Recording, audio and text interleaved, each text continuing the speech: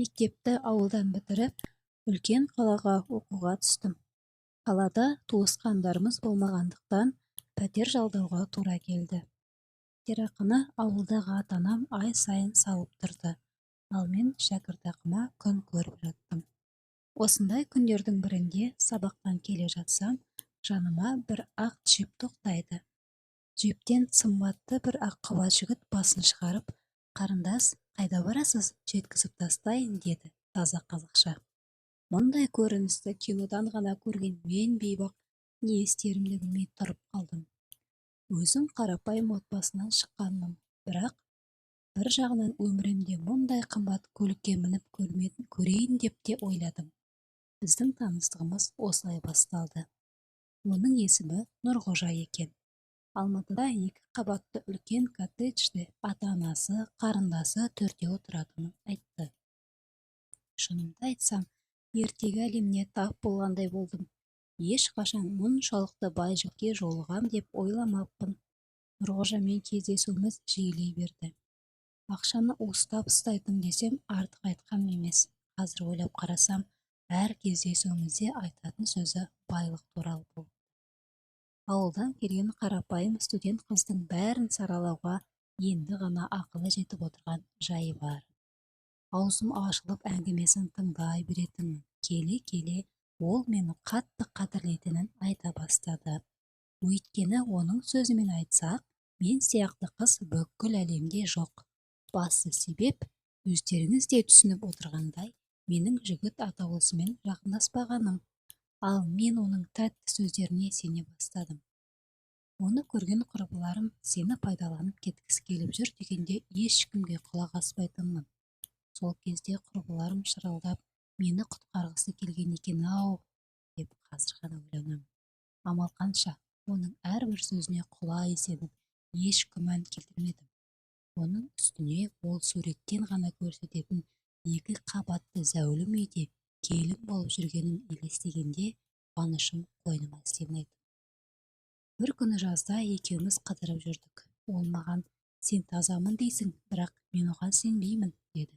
Мен шошып кетіп, қайдағы жоқты айтпашы, дегенімде ол, мүлдем сенбеймін айтқан сөзіңе, басқа да жігіттермен жүргенде олар қарап отырады дейсің бе, деді. Оның алдында мектеп қабырғасында 2 жігітім болғанын айтқанмын. Ол кезде жігітпен жақындаспақ түгілі қол ұстасып жүргенге мәз боласың ғой. Мен жыларман болдым. Тіпті көзімнен жас шығып кетті. Ол кезде мен оны қатты сүйіп қалған едім. Қалайша ол менің адалдығыма сенбейді? Оған не айтсам да, ол мүмкін емес деумен болды. Бір ғана жағдайда сенем саған, маған пәк екеніңді дәлелде, деді сосын. Міне, ол мені осылайша қармаққа түсірді.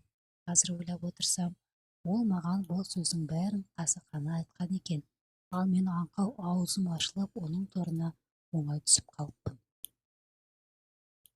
Осылайша қыз күнімен қоштастым.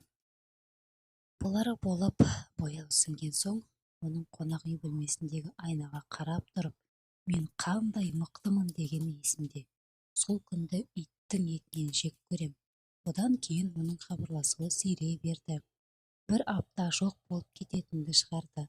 Осы оқиғадан кейін 3 айдай уақыт өткенде почтама хат келіп тұр. Хатта оның мені сүймей қалғаны туралы жазылған. Сол күнгі күйімді сөзбен жеткізіп айту мүмкін емес.